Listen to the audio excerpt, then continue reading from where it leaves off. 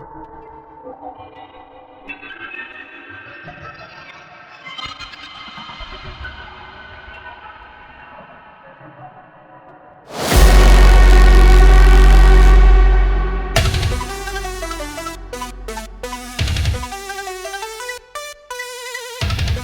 first time you send a message on the internet, you assume it goes straight to the person you're talking to. That feels reasonable. Two people, two devices, a connection between them, simple. That is not what happens. Instead, your message leaves your browser, travels across the internet to a computer you don't own, sits there briefly, and then gets sent back down to the person you were trying to reach in the first place.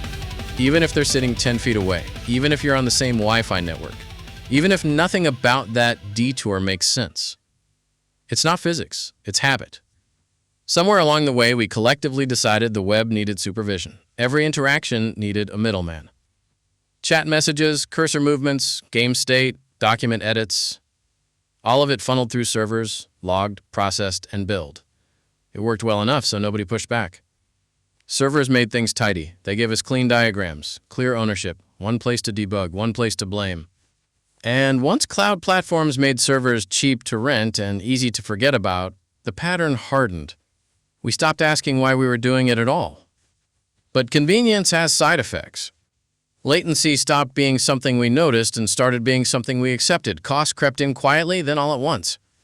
And surveillance went from an optional feature to the default shape of the system. When everything flows through one place, someone is always watching, even if they insist they're not. The strange part is that while we were busy centralizing everything, browsers quietly grew teeth. Modern browsers learned how to encrypt connections. They learned how to maintain live data streams. They learned how to survive bad networks, flaky Wi-Fi, and hostile NATs. They learned how to punch through firewalls without opening ports or owning public IP addresses. They became networking runtimes in their own right. And almost nobody noticed. The technology that made this possible is called WebRTC. Most people hear the name and think video chat because that's how it was marketed. Cameras, microphones, meetings. But video is just the loudest use case, not the most interesting one. Underneath, WebRTC is a peer-to-peer networking stack built directly into the browser. It lets browsers talk to each other. Not through a server, not through a central relay, directly.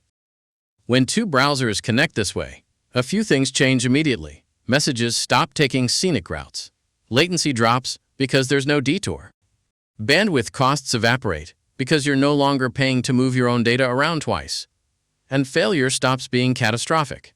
If one peer disappears, the system bends instead of snapping. Nothing magical is happening. You didn't invent a new protocol. You just removed an unnecessary dependency. Of course, this is where people start to panic. Peer-to-peer sounds like chaos, like anarchy, like a network held together with hope and vibes. But that's not what it means. It doesn't mean no infrastructure. It means no unnecessary authority sitting in the data path. Signaling still exists. Discovery still exists. Coordination still exists. They just stop pretending to be the same problem. Signaling is not data. Discovery is not routing.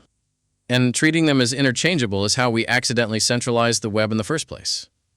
So why isn't everything built this way? Because peer-to-peer systems are annoying. Networks lie. NATs are rude. Peers show up late and leave early. Connections fail silently. Messages arrive out of order. You don't get to assume reliability. You don't get to lean on a database to clean up your mistakes. You have to design for failure, not pretend it won't happen. That requires thinking like a network engineer instead of a platform marketer. There's also another reason this makes people uncomfortable. When browsers talk directly, there's no obvious place to extract value. No single log to quietly keep forever.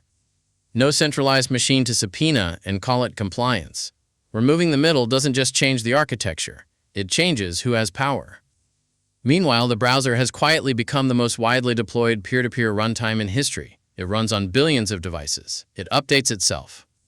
It ships with cryptography. It already knows how to do the hard parts. And we still treat it like a dumb terminal. This channel exists to challenge that mental model.